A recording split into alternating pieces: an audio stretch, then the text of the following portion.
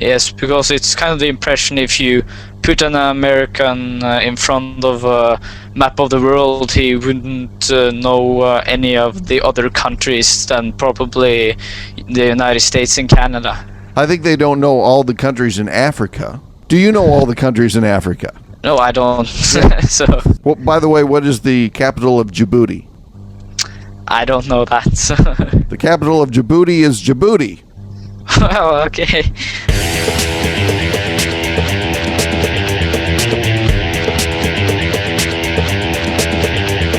Welcome to You Are the Guest, a weekly show where you can be the guest and tell people what you and your friends and neighbors think about news events and issues of the day. It's part talk show, part opinion poll, part reality show, and a whole lot of fun. And it's completely dependent upon your participation as a guest. To be considered as a guest for a future show, check out the website at www.youaretheguest.com for details. Now here's your program host, Bill Grady. Greetings from the great city of Fort Dodge, Iowa, and welcome to show number 78 of You Are the Guest, the show where we talk to everyday people just like you and me about their lives and about the issues of the day. Our guest today joins us from Norway. Jon Peder, welcome to You Are the Guest. Thank you, Bill. Jon Peder, tell our audience about yourself. Well, I'm 17 years old and I live in the south part of Norway. I am politically active on the left side. I am the deputy chairman of my county's socialist youth. And the politics takes up much of my spare time. And I go to the Norwegian equivalent of high school. And other hobbies I have, it's music. I play the tuba in the local band. Here's my first question for you. Why is a teenager from Norway interested in a talk show from America about politics? Because you're a listener to the show, right? Yes, I listen to your show regularly, and it's just started out. I've discovered podcasting, so I started to listen some different ones, and I listened to the Josh in Japan podcast, and he was a guest on one of your earlier shows. Mm-hmm. And so I thought I could check you out, and I don't think it was so much politically in the early days, but you just sort of drifted along into it, and I think it's quite interesting to hear about American politics because they have quite much to say about the whole world. What has been your favorite episode so far? Well, I like the ones with Imran, where is he from? He's actually originally from Pakistan, but he lives in New York today. Ah, yes. And we'll have him back as a guest later on. He's really busy right now. Yeah, because I like the perspective he gives, because you get a different one from not us living in the West. So what is politics like in Norway? Well, my mother party, which is the Socialist Left Party, is currently in the government together with the Labour Party and the Centre Party. They won the election we had it was 2 years ago, in 2005. And they won 87 out of the 169 seats in our parliament.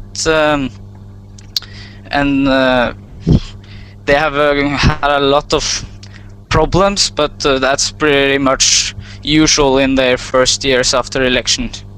So when you say you're politically active, what does that mean? Does that mean that you're out helping with the campaigns? Are you lobbying? What are you doing being politically active?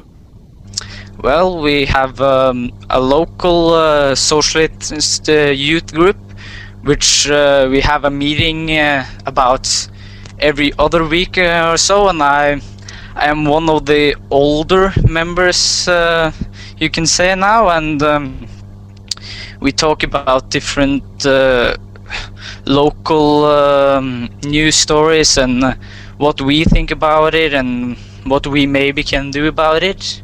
Give me an example there. What thing came up in the last meeting that you, as teenagers, sat around and discussed politically?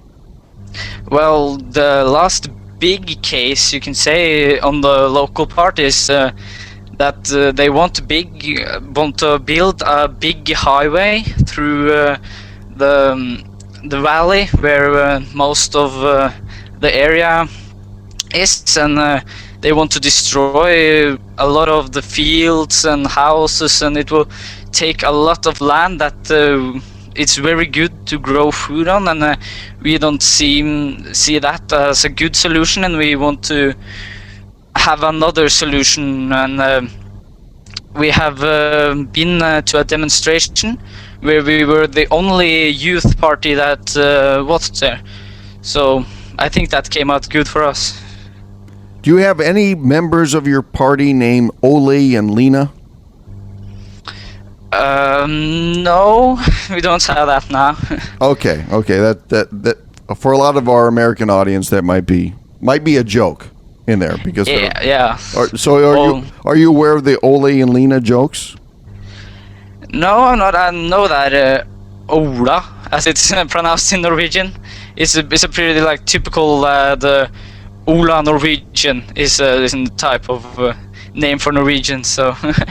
And there are a lot of Norwegians in this area of Iowa. They have a lot of Scandinavian days. They have a lot of Norway days as summer festivals here in Iowa. So I'm kind of in the hub of Ole and Lena jokes. Oh yeah.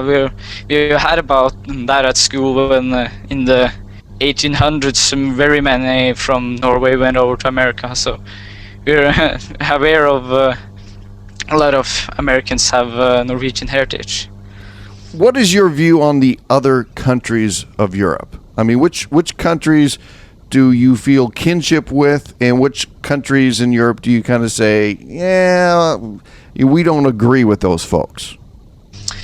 Well, we are probably kind of a group, the Scandinavian countries like Norway, Sweden, and Denmark, and to some extent Finland and Iceland too. So we're kind of like buddies and stick together in much. But Norway is still one of the few countries that is not a part of the European Union. So we are kind of the outside there, but we have a treaty, you can call it, with the EU, so we have to follow a lot of their rules. But I guess we don't have any bad relationship with any country. So how do you feel about the French? Well, the French are I don't know if you have any bad or good. I don't think there's many cases we have with France. So. How about Germany? Especially your country has obviously a history with the German occupation. So have those things kind of mended over the years? Well, I guess we have a pretty good relationship with Germany now, but there's still some people that don't know too much. You can say all Germans are Nazis, and when we choose to speak German or French in school, or we choose to what we want to learn, then if you choose to learn German, you're kind of like viewed upon as a little Nazi, but not in a bad way, but you always get comments if you choose to have German. So there's a little bit of resentment out there still. Yes, it's a bad reputation for the Germans, but I guess you can't say we hate them or something. We don't like that they came and occupied us, but that is it's forgiven but not forgotten. What is your impression of America and Americans? Have you met many Americans in Norway? Have you traveled to America? Well, I've never been to America, never met any physical Americans, but we hear a lot about America, and we got typical American influence like the TV series, we have McDonald's, and we get the impression of the big America, and it's kind of big news when there's something happening in America. Any questions I can answer for you about America since we're talking here? Yeah, I mean, has there ever been a question that you've wanted to know about that you just haven't had the opportunity to ask? Do you view yourself like fat and loud, as has been said earlier?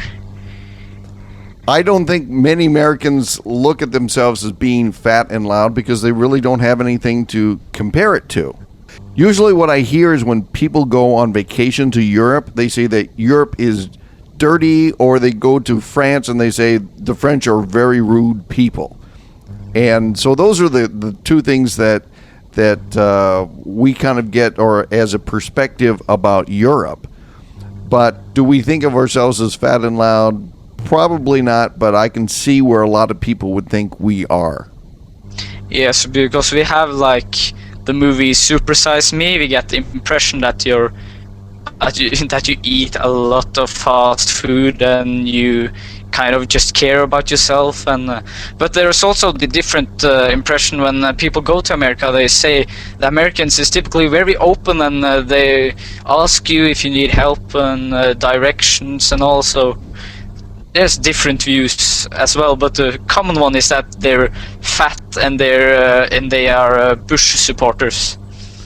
One thing I'd like to say is don't trust anything that you see on television or watch the movies, because obviously that's more of an entertainment type of value, and you really can't get a full picture of America, the country, and Americans as a people by just watching television or watching American movies, because you'll get a sample, but it's pretty well edited for entertainment value and not really representative of the country, if that makes sense. Yes, it does. And if you really sit down and think through it, no movie or news can give the full impression of what the country is like. And I think that goes for all countries. Very good point. What leadership role does Norway play in international politics? Well, we had the first ever leader of the UN. His name was Lee, and we have also been part of the Security Council before. We don't have any representatives there now, but we had in the past. And we are really big on oil. We have a lot of oil on our coast. So when it comes to issues with oil, I guess we will have a big influence on that. But in other cases, I don't know really. What is your opinion on your country's involvement in Afghanistan? Well, since I'm on the left side, it's pretty common that we don't like that we have any of our soldiers there, because it is not our war, and we shouldn't be sacrificing our soldiers for a cause that isn't that much in our interest. And why isn't it in your interest? Well, I view it as most of the it's more of a case for the Americans, and that they went to war because of the whole 9/11, and we shouldn't be a part of the war process. We should be more on the building it up and helping out the people living there. Now after it's not that big. Why did your country get involved in the first place? Well, I think we have some soldiers down, and we try to just be in the keeping peace. We were not part of the attack process, but we try to help out with controlling different areas and helping out the local people. Do you know how many troops you have on the ground right now? I believe it's about 150, I guess, we have there right now. When people hear that your country's involvement is about 150 people, Most countries will say that's not a lot of involvement there. No, but we are a country with only 4.6 people, 4.6 million people at all. So it's a different measurement if you see about how many that lives here. So it's based on population, you're saying? Yeah, to some extent, and many view that we shouldn't have any there at all. So. And When there is someone, it's bad. And some people might say, well, 150 people really isn't going to make that much of a difference, so maybe you should go home. Yeah, we just want to help out in a good way. We don't want to be viewed upon as occupiers of the country. We just want to help. Your party is very involved in environmental issues. What are some of the environmental issues right now that are hot spots in Norway? Well, we have had some talk about making power plants, which we have none of now, nuclear ones, and about how we should clean the carbon dioxide that will be made out of it. And my party was really against it at first, but many feel that they have gone too much back on that issue, and they haven't been hard enough against the other politicians on what we see. Where's your party stand on whaling? Well, whaling hasn't been much of an issue these years, but I don't think we are too fond of too much whaling, because we don't want the whale to disappear. Why is your country continued against the international ban? Because there was an international ban against whaling back in 1987, but Norway seems to ignore that. So why is that? Well, I guess it's it's a tradition to hunt whale in Norway, and it's part of our history, and I guess it's to some extent an export for us, and it's a bit of an image of the whaling, and I guess many people look at it as that, oh, it's something Norwegian and we shouldn't stop doing it because that's part of the Norwegian way of life, I guess. Or even after the rest of the world has said, we're not going to do that. I guess they think that we shouldn't lose some of our identity, I guess. How much do you follow the American political landscape? Are you following the different candidates for President of the United States? Well, the most information about the American politics I get from this podcast, because the Norwegian news doesn't have that much. It has some of it, but I don't think the common Norwegian person will know many of the candidates. They probably heard about Hillary, and that's it. So what is your impression of Hillary from this show or from other places where you've heard about American politics? Well, from this podcast, we hear some different views, and we get, I think, a lot of not negativity, but you get a pretty critical view on her, and but I guess that's good as well. I don't know what Norwegian news, what kind of view they really have on her, but they show when she is around having speeches, and they then comment on how she's doing in her campaign, and she has I think a pretty good reputation in Norway.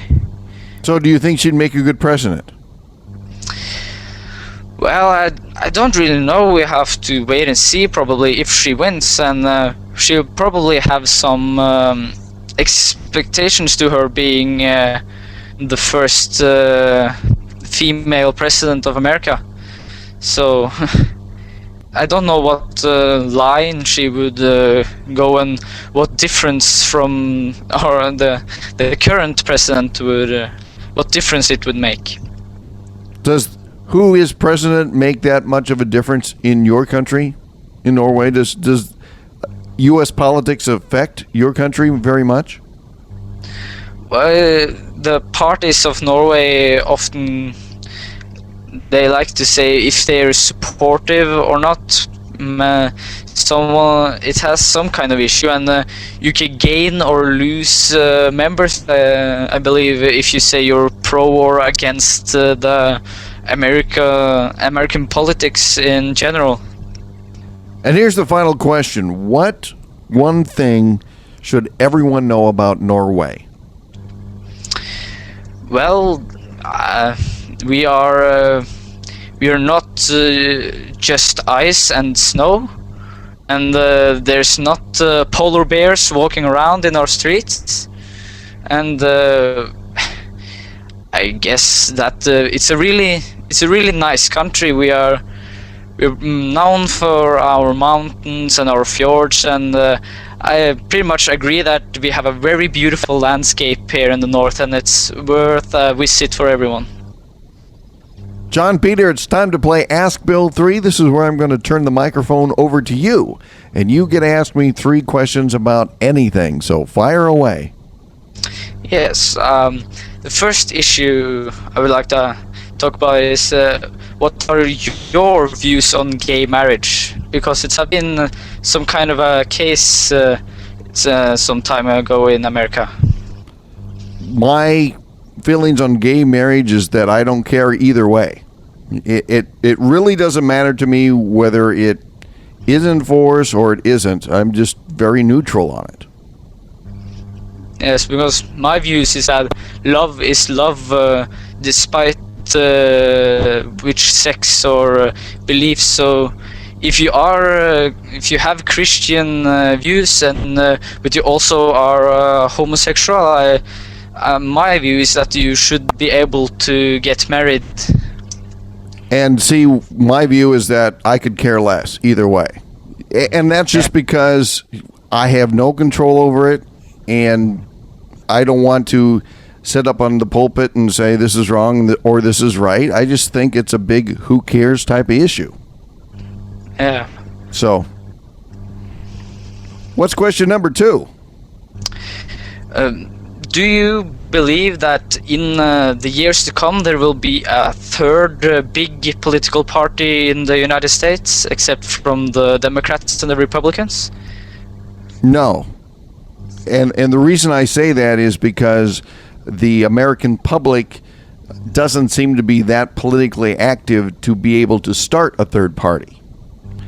For example, you're talking about teenagers that are doing meetings in Norway and they're having political groups. Well, there aren't many that I know of that are doing that in America. And if there was a youth movement or there was another organized movement within the country to be able to do that, I'd say, yeah, there would be a potential. But the political landscape as it sits today, I don't see the masses rising up and saying, you know what, we're tired of Democrat and Republican, and we're not quite sure about the Green Party, so we're either going to support the Green Party to get that bigger, or we're going to start our very own party coming up. I just don't see that happening right now. Yeah, because I can see the difference, because in our parliament there are probably 7 different political parties, so we have some more to choose from, and there's been 2-3 other parties that have been in and out of the parliament.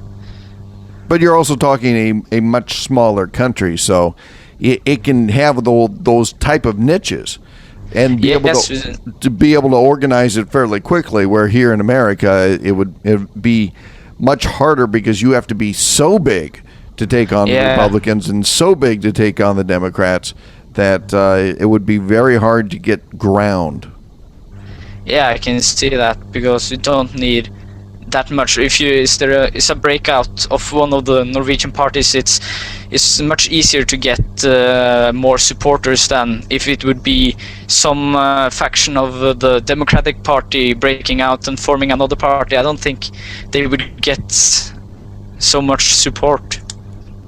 What's question number 3? Well, some time ago I heard that racism in the United States were going up, and that the KKK had got some new members lately. Is this issue now, or is it not as big as we probably would think? Do organizations like the KKK recruit members? They probably do, but from what I've heard of and from what I know, I don't think the KKK has been real active in anything for the last 30 years. So I think it's a pretty small niche group. It would be like the Nazis in Norway. I'm sure there's a handful of them somewhere, someplace, but are they making lots of waves? Are they making lots of social disturbance?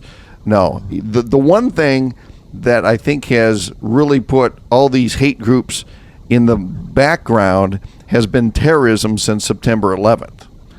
All of a sudden, all those hate groups and everything else aren't getting the publicity because the terrorism groups in the Middle East and all that have really gotten all the press and all the attention. So I don't see racism or the racist groups gaining any foothold in America. We certainly aren't seeing a lot of them on television or hearing about them in newspaper or radio. Although you've got to say that racism exists. Racism will probably, in some sort of form, always exist. But also racism exists from all races as well. I mean, there are people, the whites, who don't like the blacks or the Spanish, or people in the Spanish who don't like the blacks and the whites. And so I think it's pretty much universal against all races. Yeah, I can see that. Did I answer your question? Yeah, I think it, because this was just some note in the paper that the KKK was expanding because of immigration from the south. So I wanted to know if it was a real case in America or it was just some smaller case. Yeah, I think it's some smaller case. Did they say how many members they were growing up to or anything like that? No, they just said that more people were looking them up on the internet and then becoming members because of that, and that the KKK was getting more active to some extent, and that they hadn't been really much active since the 60s. Yeah. You can't help people from doing stupid stuff and joining crazy organizations, and it's certainly their right to do so. But does that mean that America as a whole is all of a sudden, becoming this racist country because the KKK is getting some new members? Nah, KKK is pretty much a non-influential and way off crazy group that really only the very, very crazy people, the very extreme people, belong to that type of organization. And that's not who America is. Jon Peder, since we're kind of concluding this show and you might have some more questions about America, is there any last questions I can answer for you about Americans or the American people? Well, what is the knowledge of other countries in America? Because there's some here that view that Americans, they just care about America and they don't really know where any other countries are in the world. Is this true to some extent, or is that just wrong? I think most people know where other countries are, but I think that they're wrapped up in their everyday lives because life here is very busy, and I always say that people are time poor in America, and that might be a good way to describe it.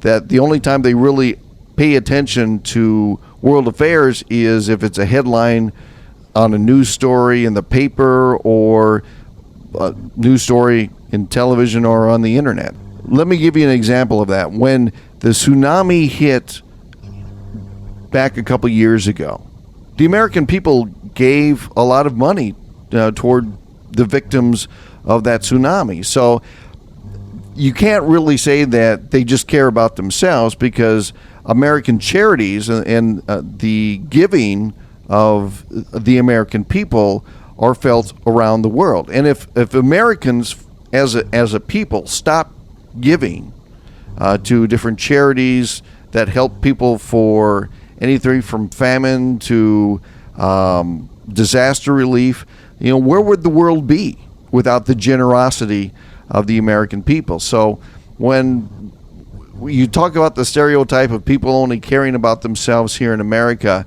it may appear that way through the media, but in reality, if you look at all the money that Americans have given to disaster relief and to charities around the world, I think that we would stand up amongst more of the giving countries around the world, if that makes sense. Yes, because it's kind of the impression, if you put an American in front of a map of the world, he wouldn't know any of the other countries than probably the United States and Canada. So. Yeah, I think that's an overgenerality. Yeah. I think they don't know all the countries in Africa. Do you know? No. Do you know all the countries in Africa? No, I don't. So. See, and that would be most people in the world. There are 183 countries in the world. How many people can really name all 183 countries? No, I guess no one could if they haven't studied it a lot. So. Well, by the way, what is the capital of Djibouti?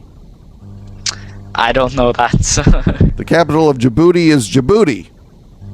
Well, okay. I know that then. Jon Peder, thank you so much for being our guest this week on You Were the Guest. It has been a pleasure, Bill.